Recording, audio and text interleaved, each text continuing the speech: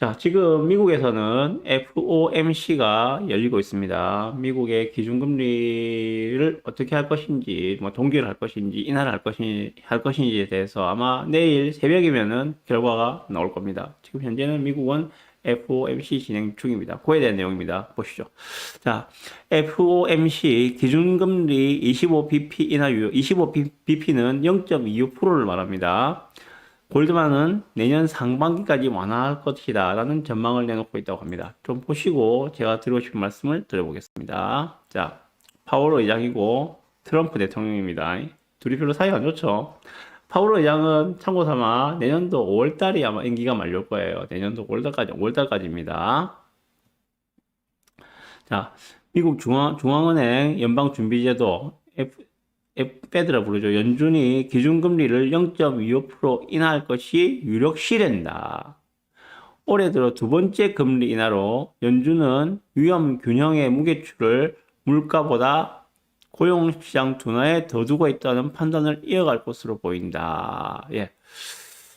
물가는 이제 어느 정도 뭐 자기들이 목표한 바까지는 안 들어갔을지언정 물가 상승에 대한 그러한 부담보다는 고용시장이 더 빠르게 식어가고 있다. 고용시장이 둔화되고 있다는 것에 더 무게추를 두고 이쪽에 포커싱을 맞추겠다. 결국 고용시장 고용시장의 둔화를 막기 위해서는 금리를 내려야 한다. 뭐 이런 논리로 보시면 될 것 같아요.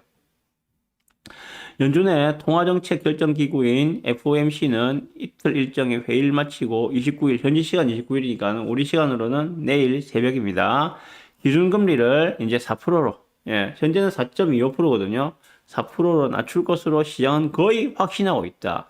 그 확률을 페드와치에서는 99.9%로 보고 있습니다. 사실상 내일 새벽 되면은 이제 미국의 기준금리는 4%다 하는 것을 보실 수가 있을 겁니다. 참고 삼아 현재 한국의 기준금리는 2.5%입니다. 그럼 한미 간의 금리 차이는 현재 내일이 되면은 이제 1.5%가 됩니다. 자, 그러면은 앞으로는 어떻게 될 것인가? 앞으로 자, 민간 고용 데이터와 실업수당 청구 건수 등을 통해 노동시장의 약화 조짐이 뚜렷해졌다고 합니다. 미국 같은 경우에. 그러다 보니까 골드만삭스에서는 지금 10월과 12월, 이번에 이거 한번 내리죠, 그죠? 10월 달에. 내일이, 10월 말이니까, 그죠? 10월 달에 한번 내리고, 12월 달에 또 있는데, 이때도 한 번 더 내릴 것 같다. 이야기하고 있고요. 그리고 내년도 3월 달, 내년도 6월 달. 그럼 지금이 10월 달인데, 그죠? 불과 8개월 동안에, 11, 12, 1, 2, 3, 4, 5, 6, 8개월 동안에 1%의 금리 인하가 나올 것이다. 라고 지금 골드만삭스는 이야기를 하고 있습니다. 자, 그러면, 현재 지금 미국의 기준금리는 4.25%인데, 이게 1%가 내려가게 되면은, 3.25%가 되는 거죠. 3.25%로 내려간다. 내년도 6월달쯤 되면 그 3.25% 미국의 기준금리를 볼 수 있을 것 같다는 게 현재 골드만삭스의 전망입니다. 네. 요까지 보고 제 의견을 좀 말씀드리겠습니다.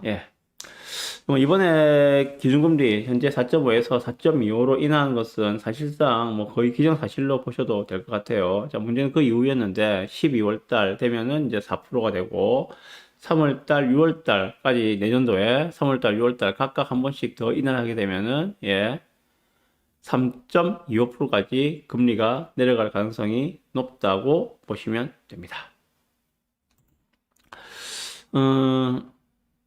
현재 한국의 기준금리는 이제 2.5%죠, 그죠? 2.5%인데, 현재 한국의 기준금리는 이번에 동결을 시켰죠. 제가 저번 방송인가에서 말씀을 드렸죠, 그죠? 한국은 현재 기준금리를 동결을 시켰습니다. 이창용 총재의 임기는, 한국은행 이창용 총재의 임기는 내년도 4월달까지입니다. 4월달 되면 이제 한국은행 총재가 아마 부임을 하게 되겠죠. 그래서 뭐 시장에서 예상하는 거는 이창용 총재가 있는 동안에는 뭐 한 번, 두 번까지는 힘들지 않을까 하는 게 현재 시장의 관측입니다. 그러면은 현재 한국의 기준금리는 2.5%인데 뭐 한 번 정도 더 내린다면은 2.25%가 되겠죠. 그렇지만 이제 새롭게 이제 그 한국은행 총재가 취임을 하게 되면은 그분은 가장 최우선 과제가 경기 침체를 극복하는 부분들이 되지 않겠는가라고 생각을 해봅니다. 그럼 뭐 내년도 이제 4월달 이후에 다시 말씀드리겠지만은, 결국은 기준금리를 한국도 내릴 수밖에 없지 않겠는가. 게다가 미국이 팍팍팍 기준금리를 내리는 이 사이클에 좀 들어왔기 때문에 한국도 크게 한미 간의 금리 차가 그렇게 크지 않기 때문에 한국도 크게 부담 없이 금리 인하의 사이클로 돌입할 수 있지 않겠는가라고 생각을 해봅니다. 자, 그러면 한국의 기준금리가 2%가 된다면, 현재는 2.5%인데 내년도 한 6월달 정도 돼가지고 한국의 기준금리가 2%가 된다면 어떤 일이 발생하는가? 어떤 일이 발생하는가? 예, 기준금리 현재 한국의 기준금리는 3.5%라 말씀드렸죠. 2.5%라 말씀드렸죠. 오늘 제가 말이 잘 안 나오는데 한국의 기준금리는 현재 2.5%입니다. 2.5%인데 현재 은행에서 대출받을 때 대출금리는 얼마입니까? 대략 4% 정도예요, 지금. 대략 4% 정도거든요. 예. 좀 올라왔어요. 한 서너 달 전만 하더라도 3% 중반까지 떨어졌다가 은행에서 가상금리를 올리는 바람에 다시 4% 정도 수준까지 올라와 있는 상황입니다. 왜 그러셨습니까? 예. 정부에서 은행에 대출 규제를 했잖아요, 그죠?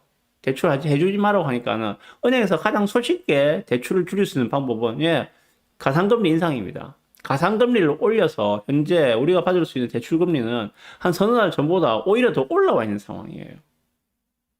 정상적으로 본다면은 기준금리에다가 약 1.2% 정도 더한 것이 일반적인 우리가 볼 수 있는 대출금리라고 보시면 됩니다. 1.2, 1.3 정도. 자, 그러면 기준금리가 내년도 6월달 정도에 한국의 기준금리가 2%로 내려온다면 거기에다가 1.2% 정도를 더하면 3.2% 정도가 되겠죠. 예. 우리가 은행에서 받을 수 있는 주담대 대출금리는 3.2% 수준으로 지금보다 0.8% 정도가 더 내려간다는 이야기입니다. 주담대만 내려갑니까? 아니죠. 전세 대출금리가 같이 내려가겠죠. 전세 대출금리가 같이 내려가겠죠. 그 말은 무슨 말입니까? 전세를 구하는 사람들은 똑같은 월 이자를 전세 대출을 내게 되면 월 이자를 갖다가 은행에 내게 되겠죠, 그죠? 똑같은 이자를 낸다 하더라도, 똑같은 금액의 이자를 낸다 하더라도, 더 많은 금액의 돈을, 자금을 빌릴 수가 있겠죠. 그 말은 뭡니까, 그러면은? 최소한 지금보다 20% 정도 금리가 더 내려간다면은, 대출할 수 있는 그 전세 대출 가능 금액도 더 커진다는 이야기잖아요, 그죠? 최소한 뭐 17%, 18% 정도는 더 커진다는 이야기잖아요. 다시 말해서 내가 현재 전세자금 대출을 5억을 하고 있어요. 그런데 그 전세자금 대출 금리가 내려간다면은 3.2% 수준은 내려간다면은 20% 정도 내려가는 거죠. 그러면은 거의 뭐 6억에 가까운 현재는 5억이지만은 똑같은 이자를 지불하고라도 6억 정도의 그 전세자금 대출을 낼 수 있다는 이야기잖아요. 그 말은 뭡니까? 예. 조금 더 한 그레이드 높은 곳으로 이동을 하려는 수요일이 생길 것이다. 그러면은 그에 맞춰서 전세금도 좀 더 올라갈 것이다. 이렇게 생각을 해볼 수가 있겠죠. 네, 그렇습니다. 그래서 내년도 하반기가 되면은 현재보다는 대출금리가 꽤 많이 내려가지 않겠는가. 내년도 하반기, 내년도 6월달 이후가 되면은 한국의 기준금리가 2%가 되면서 지금보다 좀 더 대출금리가 많은 수준으로 내려갈 수 있지 않겠는가라고 생각이 듭니다. 주담대 금리 3.2%, 3.3%가 어떤 의미를 하는지는 제가 몇 번 말씀드렸는데 그거는 이야기하면 길어지니까 다음으로 미루고요. 어쨌거나 현재의 기준금리 인하 사이클에서 앞으로 내년도 이제 뭐 하반기 정도가 되면은 대출금리가 3% 초반까지 떨어질 것을 염두에 두시고 나의 포지션과 매수 매도 전략을 한번 점검해 보셨으면 어떨까라는 생각에서 말씀드렸습니다. 네.